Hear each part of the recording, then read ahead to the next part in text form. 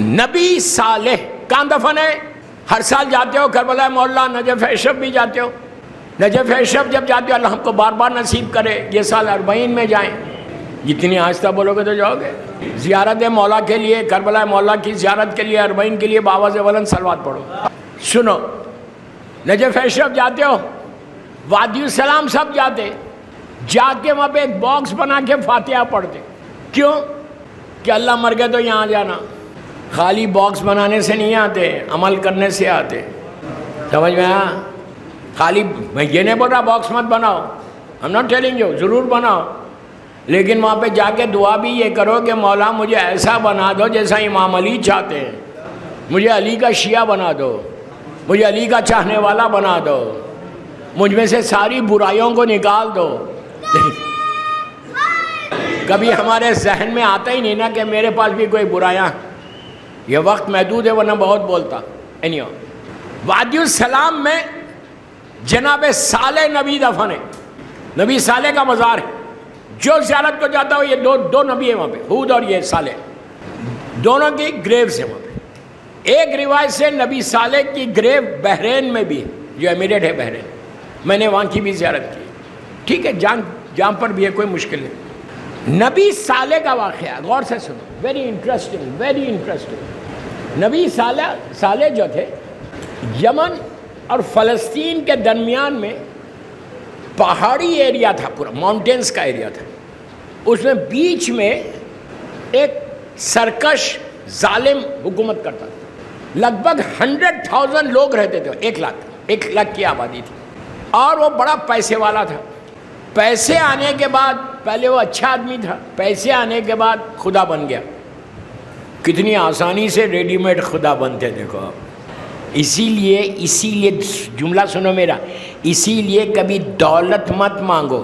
جب بھی دولت مانگو یہ دعا کرو اس کے ساتھ کہ اللہ مجھے دولت دے، مجھے پیسے والا بنائے، لیکن ہماری ماں ختیجہ کی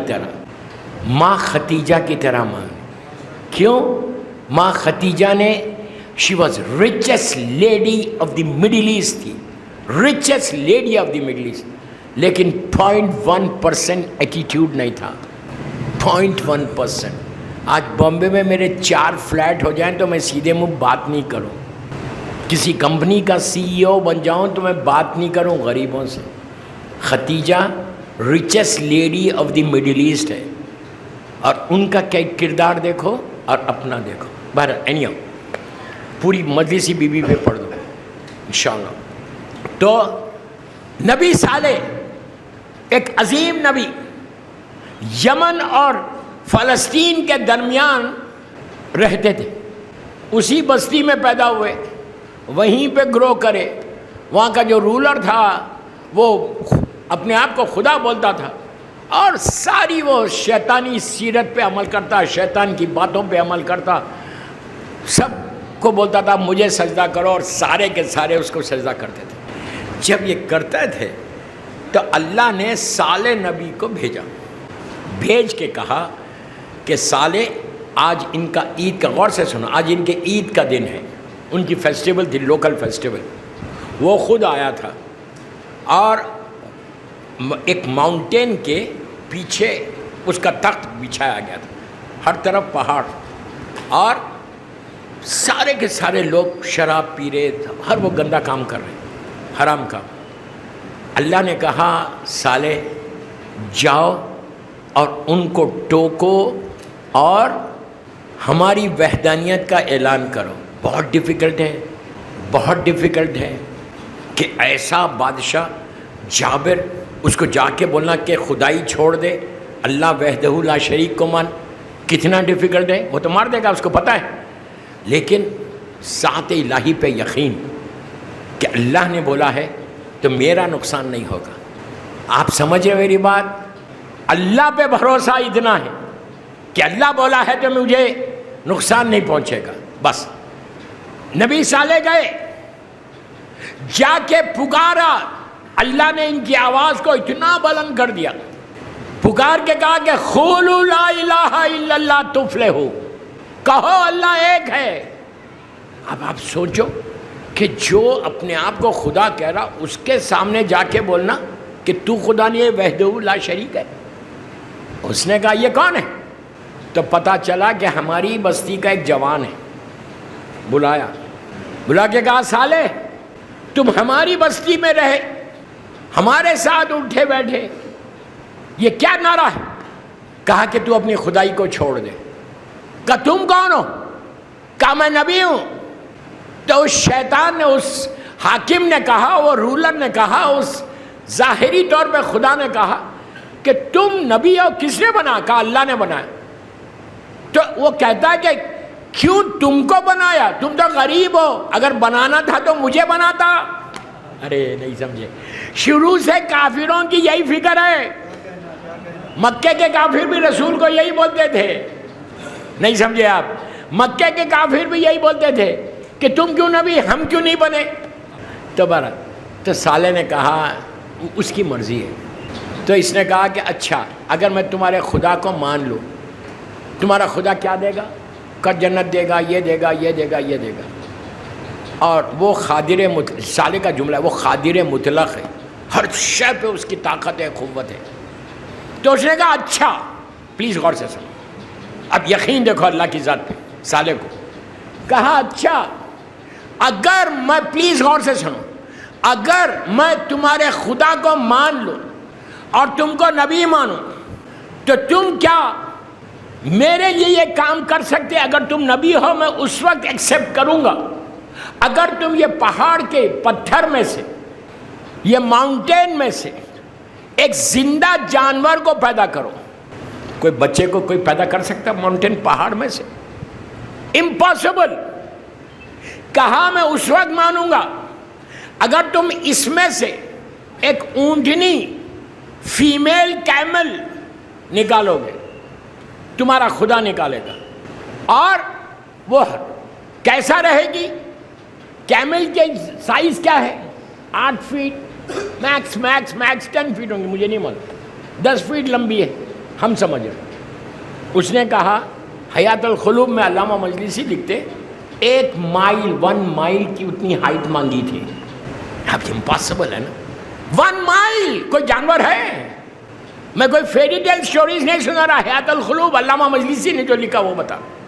کہا اس میں سے ایک کیمل کو باہر نکالو جس کی ہائٹ اتنی ہونی چاہیے اور جس کے سر پہ ریڈ قسم کے ہیئر ہونا چاہیے، بال ہونا چاہیے ریڈ، اور وہ پریگننٹ ہونی چاہیے. جیسے ہی باہر آئے وہ ایک بچے کو ڈیلیور کرے. اگر یہ معجزہ تم دکھا دو گے تو میں تم کو تمہارے خدا کو مان لوں گا. امپاسبل تھا، اتنا امپاسبل تھا، لیکن سالے کو اپنے خدا پہ اتنا یقین تھا. یہ اصل پوائنٹ. اتنا تم کو، ہم کو کتنا یقین ہے؟ خدا پہ چھوڑو، مولا پہ ہے، اتنا یقین ہے. ہم صبح شام علی علی کرتے ہیں، کرنا چاہیے، بخشش کا سہارا ہے وہ. ہم پیدا علی علی کرنے ہوئے. حسین کرتے ہیں محرم میں، یقین ہے. یہ دیکھو سالے سے کہا کہ اگر تم یہ جانور کو باہر نکالو گے تو میں تم کو نبی مانوں گا، اس کو خدا مانوں گا. اس کا ڈیمانڈ ختم ہوا. نبی صالح نے پلٹ کر اس سے کہا مجھے یقین ہے میرے خدا کے اوپر کہ وہ نکال سکتا. تو کہا نکالو. کتنا یقین ہے صالح کو. کیا کیا صالح نے؟ دونوں ہاتھوں کو بلند کیا. اب بلند کر کے کہا پروردگار تو جانتا ہے ان کا ڈیمانڈ کیا ہے، میرے کریم، میرے خالق ان کے ڈیمانڈ کو پورا کر دے. علامہ مجلسی لکھ رہے کہ ابھی صالح کے کلمات ختم نہیں ہوئے، یقین ان کو اتنا تھا. سب کے سامنے دعا مانگی، عزت کی بات ہے، یقین اللہ کی ذات پہ اتنا. کہا ابھی کلمات ختم نہیں ہوئے، پیچھے جو پہاڑ تھا، ماؤنٹین تھا، وہ ہلنے لگا اور ایک گرجدار آواز آئی، ایک بلاس جیسے ہوتا. اور لوگوں نے دیکھا کہ اس ماؤنٹین میں سے ایک کیمل باہر آیا، اس کا سر باہر آیا. لوگ بے ہوش ہو گئے، فینٹ ہو گئے. عورت مرد جتنے تھے، اور جیسے ڈیمانڈ کیا تھا ویسی آیا. کیا سمجھے؟ ریڈ بال، بڑا سر، وہ کیمل نکلنا شروع ہوا اندر سے. آپ سوچو 1 میل لمبا، وہ آ کے ٹھہر گیا. یہ جو شیطان تھا اپنے آپ کو خدا بول رہا تھا، حیرت میں پڑ گیا یہ کیا ہو گیا. لوگ بے ہوش ہو گئے. تو اب اس نے کہا کہ اگر میں نے ایک بچہ بھی مانگا ہے. سالے نے کہا جب اونٹنی آ گئی تو بچہ بھی آ جائے گا، اللہ پہ بھروسہ کر. بس کچھ دیر کے بعد اس کیمل کو، اس اونٹنی کو بچہ پیدا ہوا. اس نے وہیں ڈیلیور کیا. جیسے ہی بچہ زمین دنیا میں آیا، وہ ماں کے اطراف گھومنے لگا. اب کیا تھا؟ کئی لوگ مسلمان ہوئے، کئی لوگ کہنے لگے یہ جادو ہے، اور کوشش کرنے لگے کہ ناخے سالے کو ذبح کر دو، پائی کر دو. نبی صالح بار بار بول رہے کہ اس ناخے کو پے نہیں کرنا ہے، قتل نہیں کرنا، مرڈر نہیں کرنا، اس کا ذبح نہیں کرنا. اس کا عالم یہ تھا کہ جہاں سے جاتا تھا، جو ویلز تھے وہاں پانی کے، وہاں جاتا تھا، جاتی تھی اور دودھ پانی پیتی تھی. پوری ویل خالی ہو جاتی کنواں، اور جتنا پیتی تھی اتنا دودھ دیتی تھی. عجیب بات تھی. لوگوں کے حالات صحیح ہونے لگے، ڈیری پروڈکٹس بننے لگے، بال سے لوگ لباس بنانے لگے. تو جتنے پیسے والے تھے ان کا تو مزاج خراب ہو گیا. وہ تو ہمیشہ یہ چاہتے کہ رعایا جو ہے پاورٹی میں رہے. آج بھی وہی حساب ہے. وہ چاہتے ہی نہیں کہ کوئی پیسے والا ہماری کمیونٹی میں آگے بڑھے. ہمیشہ کوشش کرو ہیلپ کرنے کی. ایک دوسرے کی تم ہیلپ کرو گے تو you will grow in your life. صلوات پڑھ لیں محمد والے. خبر اس کے کہ میں بھول جاؤں، ایک اعلان کر دوں کہ فرائیڈے کے دن 8 محرم ہے. اس دن ایک جلوس ہے دریا والا علم، محرم کی 8 تاریخ کو کارٹر روڈ سے چلے گا بینڈرا اور کمشنر آفس تک پہنچے گا. یہ مولا عباس کا علم ہے. اس میں ضرور شرکت کریں. مولانا یاسوب عباس صاحب اور مولانا محمد جعفر عباس صاحب ان مجالس کو خطاب کریں گے ابتدا میں اور آخر میں. تو کوشش کرو کہ اس علم میں 8 محرم کو دریا والا علم کے نام سے مشہور ہے، اس میں شرکت کیجیے. صلوات پڑھ لیں محمد والے. بہرحال تو نبی صالح بار بار رو کرے کہ اس کو پے نہیں کرنا. ان لوگوں نے کیا کیا؟ نبی صالح ایک جھاڑ کے نیچے بیٹھے ہوئے تھے، درس دے رہے تھے. لوگ دوڑتے، میں اس کو شارٹ کر رہا، لوگ دوڑتے ہوئے آئے، آگے کہا کہ نبی خدا غضب ہو گیا. پوچھا کیا؟ تو کہا کہ آپ کے ناخے کو ان لوگوں نے پیک کر دیا، قتل کر دیا. نبی صالح اپنے مقام سے اٹھے، یہ اللہ کی نشانیوں میں سے ایک نشانی ہے. اٹھے، کہا کہاں کیا؟ تو فلاں مقام پہ. نبی دوڑتا ہوا گیا. نبی کا پہلا جملہ یہ تھا کہ اس ناخے کا بچہ کہاں ہے؟ وہ بچہ کہاں ہے؟ تو کہا وہ بچہ پہاڑ تک گیا. پہلے ماں کی باڈی پہ آیا، چیخیں مار رہا تھا، پھر پہاڑ پہ جا کے 3 مرتبہ آسمان کی طرف دیکھا اور کچھ فریاد کی اور پہاڑ میں چلا گیا. نبی نے کہا کہ فوراً پکڑ کے لاؤ، فوراً پکڑ کے لاؤ، اس لیے کہ اب ادروائز 3 دن کے اندر تمہارے اوپر عذاب آ جائے گا.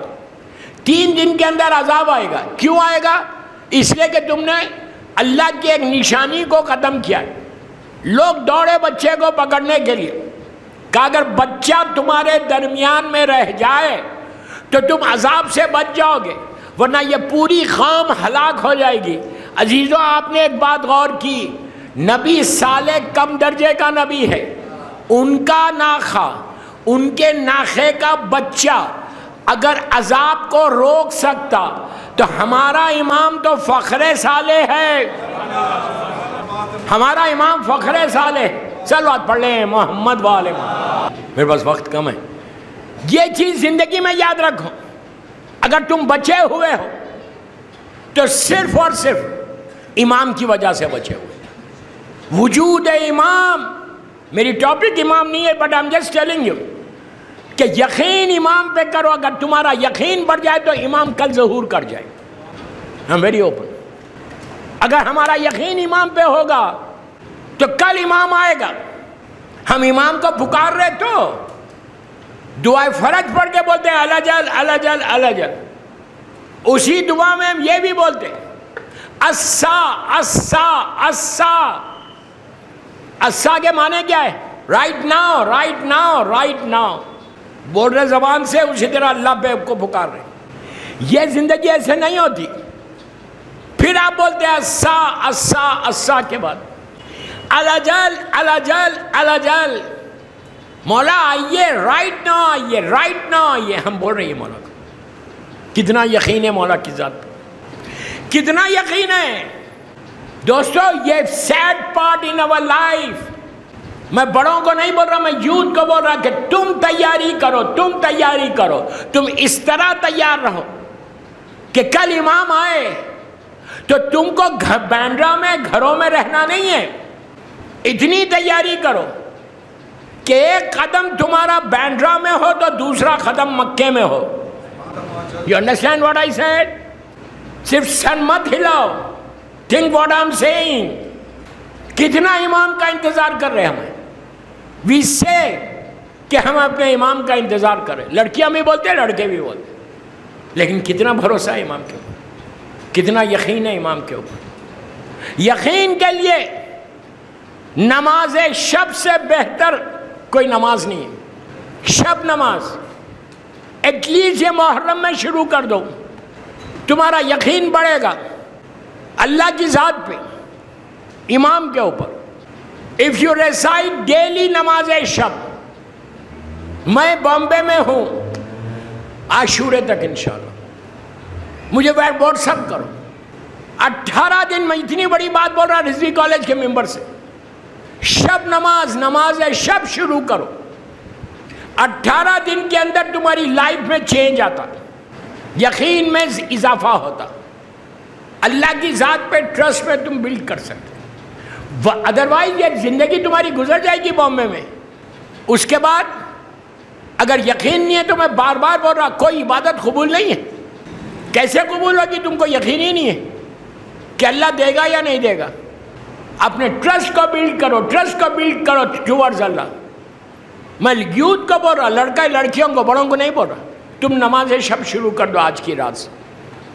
3 رکعت پڑھو، 2 رکعت شفا، 1 رکعت وتر. بس یو اسٹارٹ وتھ 3 رکعت. پھر تم دیکھنا چینج کیسا آنے لگتا، زندگی بدل جاتی. تمہارا یقین اتنا بڑھتا کہ تم سوچ بھی نہیں سکتے. آپ کو معلوم ہے میں بہت احتیاط سے بول رہا، آپ صرف سمجھنا میں اشارے کر رہا. یہ جو ابھی اتنا بڑا انسیڈنٹ ہوا، سامنے والوں کے پاس تو نماز نہیں تھی، نماز ادھر تھی.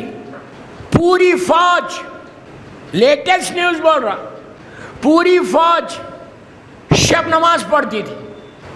گھروں میں سب میں شب نماز ہو رہی تھی.